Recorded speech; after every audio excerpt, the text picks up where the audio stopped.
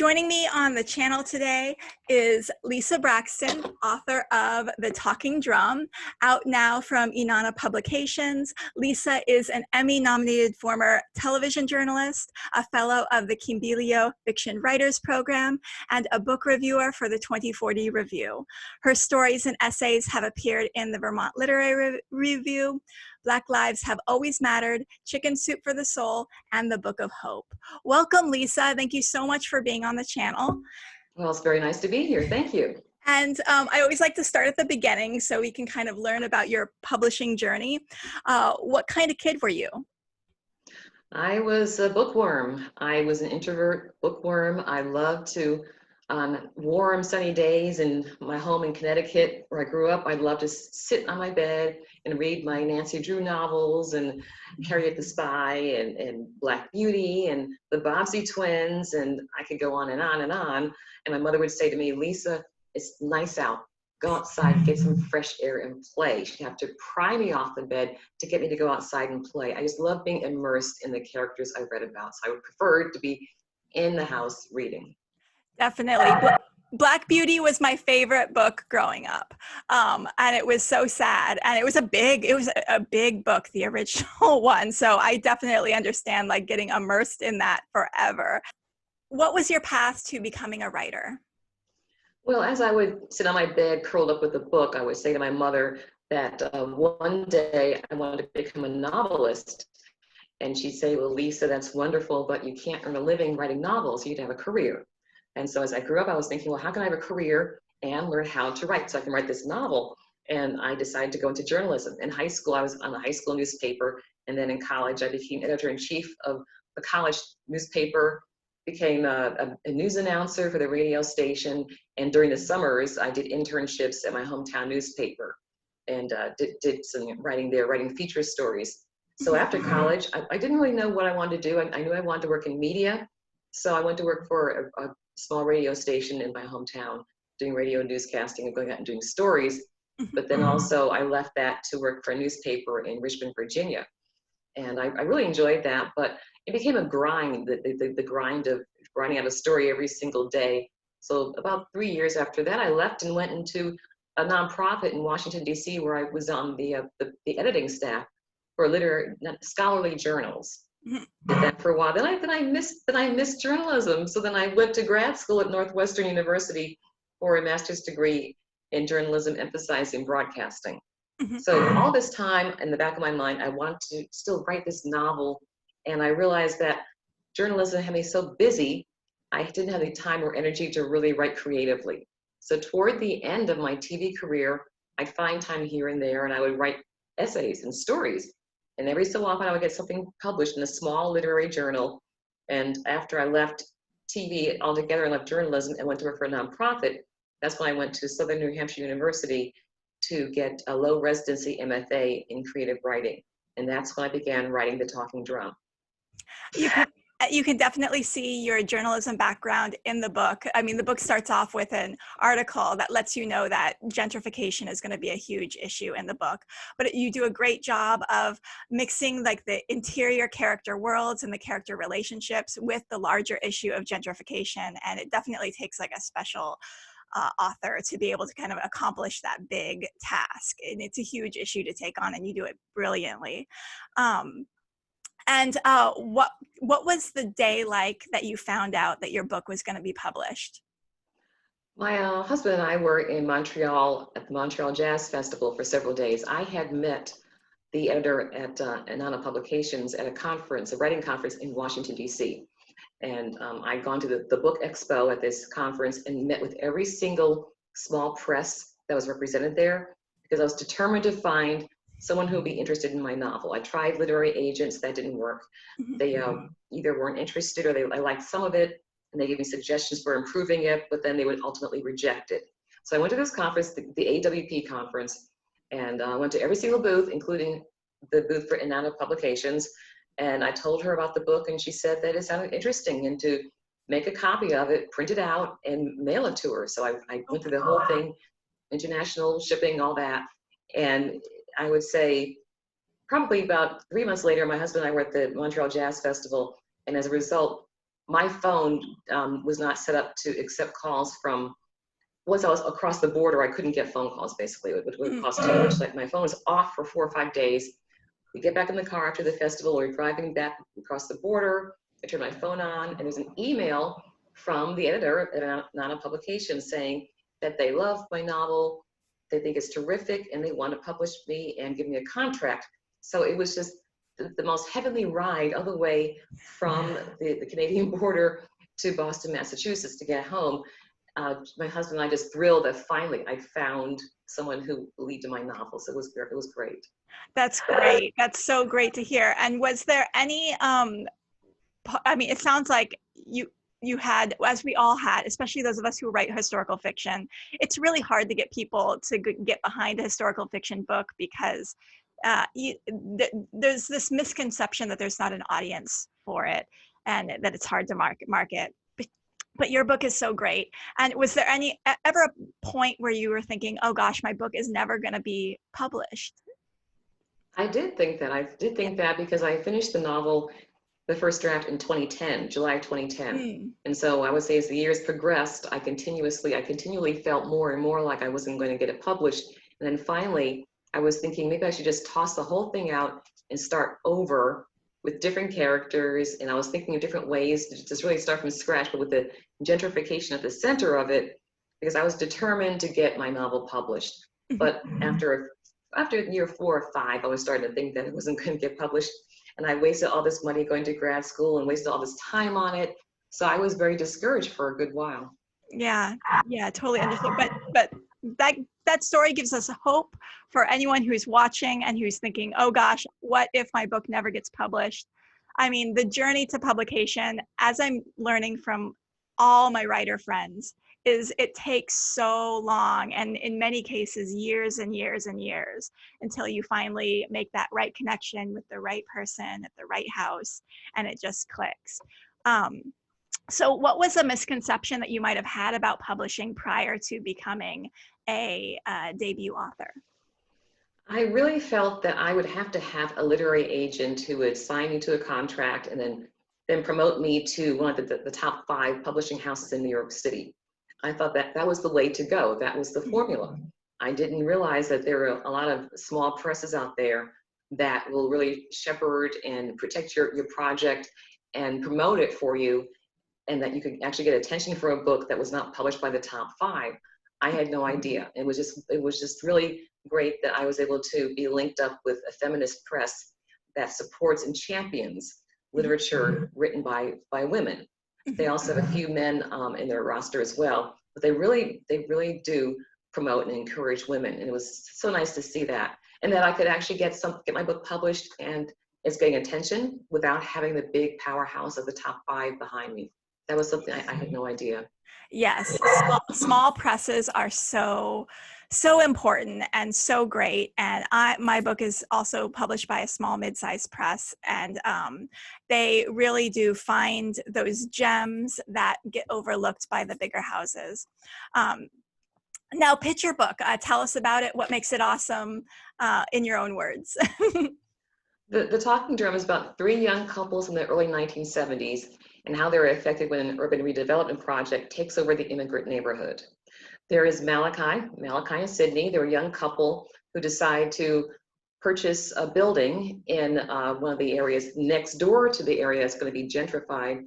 And they live upstairs and they own and operate a bookstore downstairs called the Talking Drum Bookstore and Cultural Center. Across the street from them is Kwame and Della. Kwame is Malachi's best friend from childhood. But they found that they're very different now because Malachi became a professor, left academia to open this bookstore back in his hometown, and Kwame never left. And his girlfriend Della owns the building where they live, and she feels that he is shady, can't be trusted, and Kwame does seem somewhat shady. He has the ear of the mayor, he's a handyman, he runs a record shop, and he also flips properties. But sometimes he disappears, and Della's wondering where he is and what he's doing. And he also feels that he can benefit from this gentrification. And then there's Omar and Natalie. Omar is a West African drummer, and his wife Natalie is African American. And so they have some cultural differences. and they're in the neighborhood that's going to be taken by redevelopment. He feels that it will not happen, that the people can stop the project. His wife feels that he's foolish. They need to move out and get a better place because their place is run down. And there are a series of fires, arsons that are going on, and no one knows who is behind these arsons. They're burning down buildings. So what makes my novel unique is that it focuses on gentrification as a theme, underlying theme. And you rarely see that in fiction. And you rarely see instances where how it affects people on a personal level is discussed. We see in the papers, sometimes the newspapers and media, about urban redevelopment and gentrification and how it will improve the economy of a city or a neighborhood, but we don't see how people are affected when their homes are taken by eminent domain. So mine's a personal story, flipping the script to the other side, the personal side of what happens when people's homes are plowed over to so-called improve things. I was thinking your book would be perfect in a college classroom or even like a high school classroom where the topic of gentrification is being brought up and students could read about it and see not just in this kind of bigger, more general idea of gentrification, but how it affects individual people. And I think that's why your book is so important.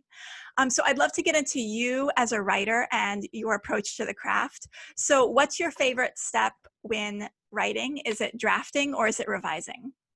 I think my favorite step is revising. I like getting the story down on paper, but when you're revising, to me, it's like taking a piece of clay and sculpting it and then burnishing it. So I get the story down or that scene down, and then I go through and I pair it and I edit the words and I sharpen things and I listen for the rhythm of the sentences and how it sounds. And so I think that that's my favorite part. And also, sometimes this might sound weird, but there are times when, especially with the talking drum, I had revised it so many times that there were times when I would read a chapter and forget that I was the writer of that chapter and actually enjoy it as a reader. And it would make me laugh at parts, and I would start, well up at parts because of some sad things that happened. But that's the best part. That's part of the revising, reading it through and losing yourself in the story and thinking and feeling and being a reader. So you're in the reader's seat and you see how the reader will feel while they're reading it. Yes, definitely. And I like getting to that point where it's like almost there. It's like you can see it being like a real book. And when in the drafting stage, drafting is kind of a little bit of a messy process. And I do like the perfecting and the cleaning up and the refinement that happens in the revising stage. So I agree with you there. And as a person, are you an introvert or an extrovert? I am definitely an introvert. My most previous boss, I just got laid off a few months ago. She said, "You're really quiet, Lisa, but you're a badass." And I like that. I like that because I'm quiet, but I'm determined, and I'm assertive in my own quiet way of getting things done and championing what I feel needs to be championed. But I would say I'm definitely an introvert, especially in big settings with a lot of people. I mean, if I'm in a room with several people, if the numbers dwindle, I become more comfortable and I will talk more. But if I'm with a lot of people, I just let them talk and I just sit there quietly. Yeah, found a lot of authors are introverts. And are you a perfectionist or a chaos artist?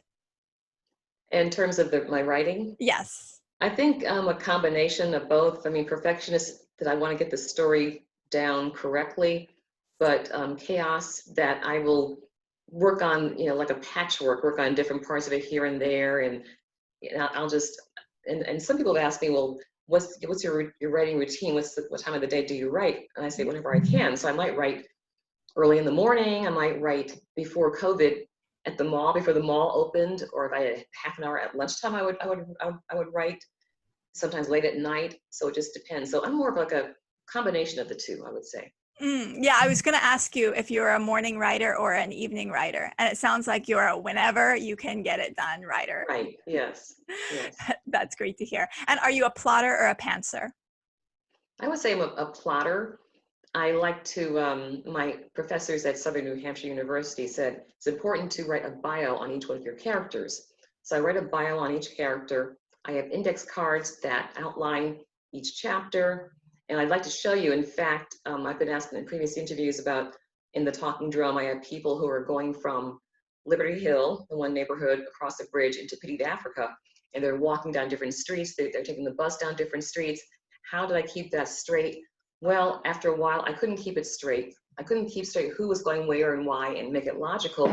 So I actually created, you can see this. Oh, This is that a map? Bellport, yes. And it's showing the two parts of town, the bridge, and I have a grid there. And it's also showing the different shops and businesses that I mentioned. And I have them pictured on the map. So when I'm talking about the different places, it makes sense where they are and what street they're on. Oh, perfect. Oh my gosh. If a second edition gets published of your book, a map on the inside cover would be so amazing. And like you could put like where people's houses are, and that would be great. And do you focus on the character first when you're writing, or the plot first? I think more the character. Get the characters down, who they are, what they're about. But the plot, I think it's a combination of the two. Mm-hmm. I work on, it's a mishmash. I work on both at the same time, actually. Yeah, that makes sense. And your book is so, the characters are so rich. And so you can definitely see that they're really important, and the development that you put into them is really, really strong. But then the plot itself, like how it affects them, that's basically what your story is about. And so that's what's really powerful about it. And what revision suggestion did you get along the way that was most helpful for the book? One suggestion that I heard over and over from my professors was take your dialogue and read it out loud. Find a friend or someone who could read with you, and just do like you're doing a play, and read your dialogue out loud so you can see if it sounds realistic, if it's clunky, if some words don't work, if it's too plastic. That's a good way to help you with your revision of your dialogue, to hear it for yourself, hear it out loud to see if it sounds realistic. Definitely. And let's see, would you ever want to be famous? That's a funny question, because when I was a child, I would think about, do I want to be famous or do I want to have a lot of money? I don't know why I would think about that, but I would say, my friends would ask me that question. I would say, if I can get a lot of money by being famous, then yes, I'd like to be famous. But if being famous was able to, if I could leverage it into something that's actually going to be helpful as an adult, as a mature adult, sure, if I could be famous and I could use that fame to help our society in some way that would better our society, then yes. But not famous just to be, oh, I'm famous, but let me use it as a tool to improve things. Exactly. Perfect. And if you could wake up tomorrow having gained any non-supernatural quality or ability, what would it be? Well, almost embarrassed to say this, but it would be to be able to swim. I never learned to swim. My parents sent me to classes through the American Red Cross, but I was always afraid of the water. Even as a child, a very young child, when I would wash my face in the morning, I would put the water on my face and I would start hyperventilating at the water on my face. And so when I took classes, I was afraid and I couldn't swim. And also I kept trying. Even as an adult, I took lessons, and the way I'm built, my legs would sink. I'm a sinker. Oh. And I couldn't get beyond using the paddle stroke and holding on to that preserver and just a little bit, but I couldn't, I had to be able to touch the bottom. And yeah. I know I will never be able to swim, and that's okay. But that's one thing, if I could do that, then that would be fun to be able to actually, I fantasize about swimming sometimes. In my mind, I can intellectualize it, but I can't get my body to do it. My brain just won't cooperate. Interesting. I think that's a great subject for a character right there. Just a character who is afraid of water. And I don't know what you could do with it, but I think that would make a great character trait. And what are you working on right now? I'm working on another piece of historical fiction, a novel that takes place in Boston during the 1850s. And I'm about 200 pages in, and I'm enjoying the process. And don't want to say too much. I don't want to give the story away, but it's fun. It's before the Civil War, and they're runaway slaves in the area, and they're abolitionists, and there's a lot of activity going on that's very interesting. So I'm enjoying this process. Awesome. Another historical fiction I'm so excited about. I will definitely be pre-ordering it when it's ready.